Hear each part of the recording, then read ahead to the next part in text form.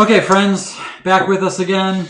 We are going to do some drawing today, as always. And today, this was a challenge. Yeah. Kim didn't think I could pull it off. I was doubtful. She's like, well, I don't know. That might be a little bit too hard. No, I didn't. It wasn't. It was more of a self-proclaimed, like... No, I think it was more... We're going for it, guys. Yeah, because if you've seen a theme, I don't know if we'll keep this all the time, but I've kind of helped you draw a version of whatever the art we've been featuring. Right. And I don't know, it's a little bit tricky, but we're gonna go for it. All right, we're gonna draw a line, and you guys can do this. Okay, this is doable. All right, we'll show some art later on from last week. Some of the submissions, people are enjoying this segment, and I'm happy to do it. So we're gonna draw a line. So get out something to draw with. If you're new here, feel free to bring things next week to have to draw or doodle. But if you just have a little scrap paper, a Post-it note, something, we can start with that. So to start this guy out, what we're going to do is we're going to start with a triangle. Just like that. Okay. And we can fill that in. Now, notice how I only filled in part of it. It gives it a little highlight. It's like a stylized highlight, okay? Now, I'm just going to draw a line down like that.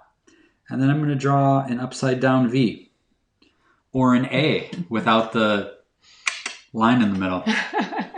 Now up here, we're going to draw two circles, just like this. These are the eyes, all right? And now here's a little trick to make it look a little bit more like a line, is I'm going to draw this line down like that, okay? Now we're going to do, you guys know parentheses, right? So parentheses, I'm going to put parentheses around the nose mouth area. Just like that. That's all that is. Parentheses, right? And then we get to draw some little whiskers. Just little lines there. That's cool. Whiskers sticking out. All right. Now what I'm going to do, I think I'm going to get my orange. Going to get my orange crayon here. Okay. Barb says it looks like a martini glass with legs, the nose with the line upside down. It does. And Kelsey says, I'm not an artist, but I'm trying it tonight. There you go. I'm glad to hear that. Yay. And if you don't like your first version, you can try another one. You can watch the replay and do it over again.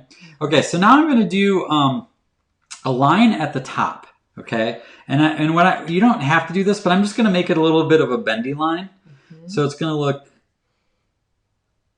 just a little bendy, just a slight curve. Doesn't really matter if you do that or not.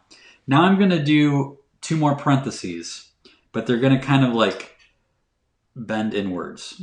So parentheses here to connect that line, and another one here, like that. Get there, yeah. All right. Now what we're going to do is we're going to do a little, what would this be? I guess this is just a little half circle, half little something, and give them some little whiskers. Okay, so far so good, right? All right, now we're going to put some ears in there. Ears are pretty easy. They're just right at the top here. I'm going to just draw a little circle. Where's my ears? All right. Now we're going to do this crown. Got to have a little crown in here. And I'm just going to draw a little line up here. And I kind of have it off to the side, just a little. You can put it right in the middle. You can make it bigger or smaller, whatever you want to do. And then we're just going to put a couple lines in here like that. It's almost like a rectangle, but it's not all the way filled in. And then I'm just going to put in some jaggy. I like doing these little jaggy things. Got some funny things coming in here, Kim? Your cousin Andrew out west. Oh, hey, Andrew. Happy little whiskers. They are happy little whiskers, aren't they? A little Bob action there. Now, the last part to bring this all together is this cool mane. And again, I've talked about in the past this idea of doing really thin lines to kind of do like a little structure that doesn't have to be set in stone, to give you a little bit of a guideline. So I'm just going to do that real lightly here. Okay, so as I was drawing this earlier as a test, what I thought of this as is this is sort of like drawing a heart, but the top is more flat, right? Oh, so you're going to bring it down. I'm going to bring it down like a heart, like this. You see how that kind of looks like a heart? Yeah, it's like a crest almost. It just doesn't have the part that goes down as much. Sure. Now, that was a little bit of a lighter line. It got a little bit darker than I wanted, but that doesn't matter. And now we're just going to draw these little feathered lines here. And this gives it the sense that there's fur here. It's a little airy.